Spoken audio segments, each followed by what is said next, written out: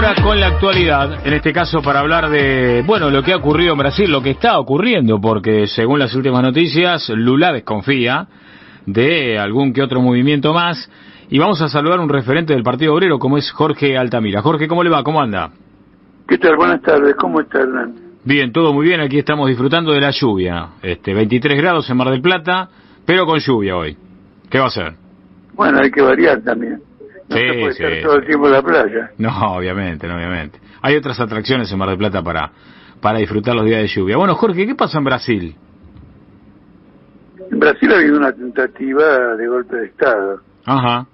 La prueba, además de esto, es que continúa, porque en este momento hay una onda de propagandística por las redes, etcétera, convocando a manifestaciones similares a las que tuvieron lugar en Brasil y en todo el país.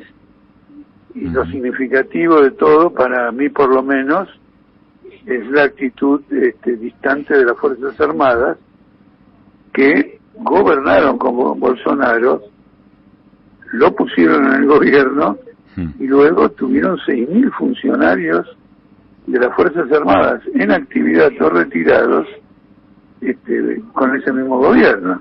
Claro. Entonces, las Fuerzas Armadas han dejado un escenario de duda catastrófica y son las que realmente están detrás de todo esto. Hay una denuncia que la he leído repetidamente.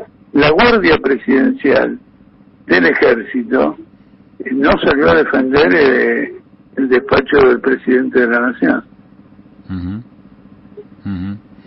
¿Qué puede llegar a pasar? Acá en Argentina, la última vez que ocurrió eso fue con un militar que se llamaba Alzo Garay, que en lugar de defender al presidente Ilia, lo detuvo él mismo cuando se produjo el golpe de Onganía en el año 1966. Y perdóneme mi ignorancia, ¿y con Alfonsín no ocurrió algo similar a lo que puede ocurrir en Brasil, no? Bueno, no, con Alfonsín, sectores que ya estaban en retroceso en la Fuerza Armada, que eran los Carapintadas, intentaron un golpe en Villa Martelli, sí. Luego lo intentaron de nuevo con Menem, fueron duramente reprimidos, y en el medio, estos mismos militares protagonizaron una masacre en el cuartel de la Tablada, que había sido tomado por un grupo que había pertenecido al ERP. Pero como era un grupo insignificante, el desalojo del cuartel no hubiera debido provocar ninguna víctima. No sé si me explico. Sí. Porque las Fuerzas Armadas rodean el cuartel, le dicen, che, rendiste, y se terminó la historia. Adentro no había nada significativo, pero aprovecharon todo eso para provocar una masacre sin precedentes, que ahora sale nuevamente a la luz, porque uno del Granito, creo que se llama, uno de los militares citados ahora con todo este lío del espionaje, del agua escondido, del espionaje con Rosati, con el asesor de Rosati, involucra a este militar. Mire usted. ¿Cómo puede terminar lo de Brasil, Jorge? Mire, mucho depende de la movilización popular, y Lula en este caso la está frenando ostensiblemente. Yo leí hoy en estos días, en el día de hoy, una observación que me pareció muy correcta. El gobierno de Lula en la práctica no existe. Es una, ¿cómo le diría? A ver, ¿cómo le parece? Disculpa la expresión, es un quilombo. Sí. Para satisfacer a todo el mundo que él quiere que lo apoye, creó 37 ministerios. Por lo tanto, las reuniones de gabinete no tienen sentido porque no pueden haber 37 personas. Y entre esos ministros colocó a un semigolpista como ministro de Defensa, que en estos días o en estas horas debería estar renunciando porque conspiró con los sublevados que acampaban frente a los cuarteles. El ministro de Defensa designado por Lula. Entonces, con una concepción de gobierno de estas características, el gobierno de Lula no tiene recorrido. Esta es una advertencia importante que hago. Más allá de la situación general, no tiene recorrido un gobierno con semejante nivel de contradicciones. La ministra de Planeamiento, que es una representante de los grandes intereses ojeros de Mato Grosso del Sur, dijo en una reunión de gobierno que ella va a sostener posiciones propias diferentes a las que pueda sostener el gobierno, y Lula lo saludó eso como una expresión de pluralismo. Para pluralismo está el Congreso, para pluralismo están los medios de comunicación. Sí. Ahora, si un gobierno, en lugar de llevar adelante una línea, va a tener varias invocando el pluralismo, se van todos al diablo. Claro. Ahora, Jorge, ¿usted cree que, por lo que me cuenta, y a ver si interpreto bien, está durmiendo con el enemigo, Lula? Pero no le quepa ninguna duda, no le quepa ninguna duda. Ocurre que el enemigo se metió en la cama con Lula ante el ostensible fracaso del gobierno de Bolsonaro, que a lo mejor no se reflejó quizá en las elecciones, que Bolsonaro llegó bastante cerca de Lula, pero se refleja en toda la vida social del país, financiera, en la crisis de presupuesto, la deuda externa, el financiamiento, innumerable cantidad de temas. Entonces la élite brasileña entendió que esto no podía proseguir, y esto explica que lo hubieran liberado a Lula de la prisión. De cuento, no sé si los oyentes me seguirán, pero en la Asunción estaba, como corresponde que esté, la presidenta del tribunal, digamos de la Corte Suprema de Brasil. Claro. Ella, con el voto de ella, fue la que lo metió preso a Lula.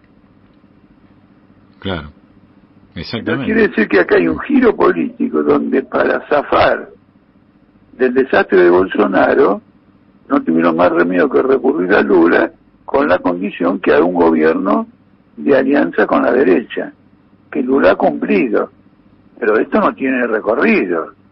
A mí cualquier amigo me puede dar el mejor de los consejos, pero si el consejo mismo es una pavada, no lo sigo. Claro. Jorge, entonces, con esta descripción que usted está haciendo, ¿en Brasil se votó qué? ¿Lo menos malo? No, es una votación extremadamente confusa. Claro, porque lo que usted está describiendo, la verdad, es increíble. Claro que es increíble. Sí. Es una votación extremadamente confusa en el sentido siguiente. La gente que votó por Lula votó contra el fascismo, por la democracia, claro, etcétera. ¿No es cierto? Mucha gente que votó por Bolsonaro lo hizo teniendo en cuenta que el gobierno de Lula participó de actos de corrupción de mucha envergadura y terminó con una crisis económica muy seria y una suerte de golpe que le dieron a Dilma Rousseff. Es decir, se votó en un cuadro de mucha crisis. Ahora, cuando alguien se postula para presidencia y encima es elegido presidente, tiene que fijar un rumbo, y el rumbo acá es erradicar la influencia, erradicar la influencia de la derecha, porque hay que operar una transformación social. Lula se está negando a eso. Le voy a contar algo. Sí. De nuevo, espero que los oyentes me sigan. Sí, cómo no. Lula nombró como ministra de Turismo a una persona, una mujer, vinculada a los paramilitares de Río de Janeiro, que están acusados del asesinato de una concejal izquierdista, Mariel Franco, y en la explicación que yo leí del hecho, esto obedece a que ella planteó incorporarse a la campaña de Lula y aportó una cantidad de votos por su influencia en la derecha muy importante, que en parte habrían explicado que Lula gane porque ganó por muy poco. Entonces había que retribuirle, y usted tiene una bolsonarista paramilitar en el Ministerio de Turismo. Entonces usted me dirá, bueno, al Ministerio de Turismo es como mandar al geriátrico. Claro. No, cuando usted es de Río de Janeiro y usted de Brasil, el Ministerio de Turismo no es el geriátrico. No, claro.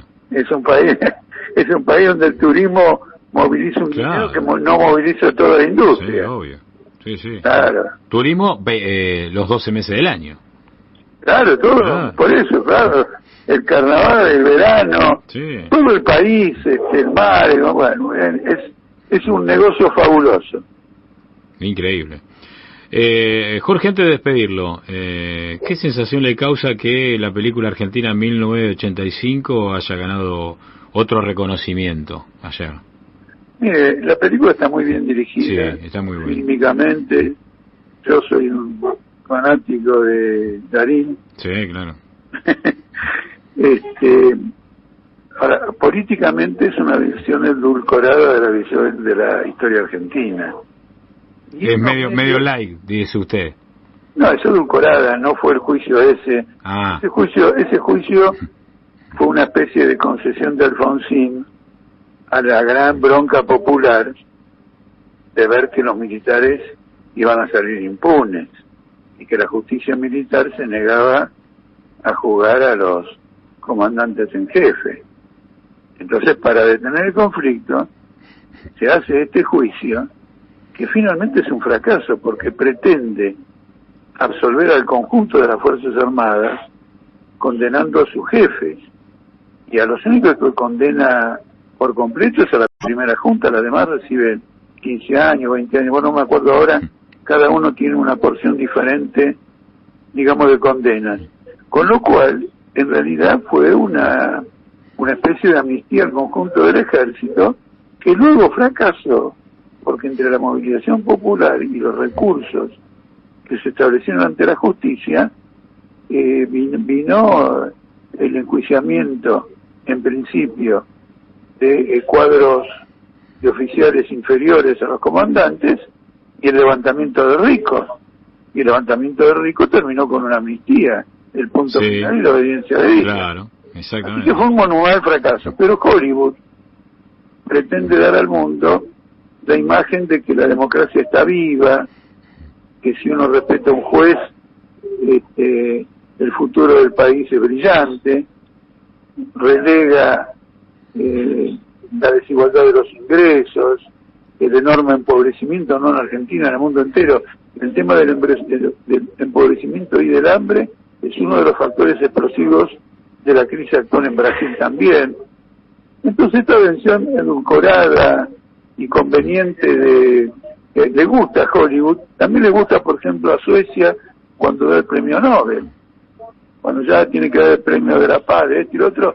Por ejemplo, cuando tuvo que dar el premio de la paz se lo dio a Kissinger, que fue el que armó el golpe a Pinochet, bombardeó Camboya, bombardeó Vietnam. A un criminal de guerra le dieron el premio, como se dice así, el premio a la paz. Claro. El premio Nobel a la paz. Es un escándalo. En parte tiene que ver con este congregado, pero defiendo la película, su calidad, sí, la interpretación, indudablemente. Sin duda. Bueno, Jorge, la última, hay una información de último momento, aquí me están acercando, dice que los grupos radicales pro Bolsonaro anuncian grandes marchas multitudinarias en contra del gobierno de Lula. Esto más o menos lo que usted me contaba recién. Bueno, lo que nosotros hicimos una manifestación ayer frente a la Embajada de Brasil. Yo hablé en esa manifestación y adelanté todo esto que está ocurriendo ahora. Claro. ¿No es cierto? No es ningún misterio. Y vamos a terminar la conversación, quisiera aclararle un punto. Dígame. Por determinadas circunstancias de crisis, hemos tenido que crear una nueva organización que se llama Política Obrera. Usted me presentó como del Partido Obrero. Política Obrera tiene personería nacional, vamos a ir a las elecciones, participaremos todas las elecciones, pero no referencio al Partido Obrero oficial. Perfecto. Política Obrera, entonces. Bueno, ¿falta mucho para las elecciones o falta poco? Y bueno, nunca se sabe, ¿no? No, ocurre lo siguiente, para la revista que quiere llegar a ocupar un lugar en el aparato del Estado, quizá falte poco. Para quienes nos servimos de las elecciones como un factor de esclarecimiento político, de señalamiento, de incremento de fuerza, de organización, de conciencia de la ciudadanía y de los trabajadores en su propia capacidad de transformación, es simplemente un cambio de forma. Lo que yo le estoy diciendo a usted ahora, gracias a la entrevista que usted me hace, es lo que haré en adelante en una campaña electoral. Somos propagandistas los 365 días del año, organizadores 7 días a la semana y 24 horas por día. Claro, exactamente. Jorge, le mando un fuerte abrazo. Vamos a renovar el contacto seguramente durante el año. Muchísimas gracias, chao. Un abrazo. Allí estaba Jorge Altamira, referente ahora de política obrera, el nuevo espacio que ha creado y que, bueno, se tiene mucha fe para las elecciones de fin de año, ¿no? Aproximadamente cerca de fin de año de este 2023.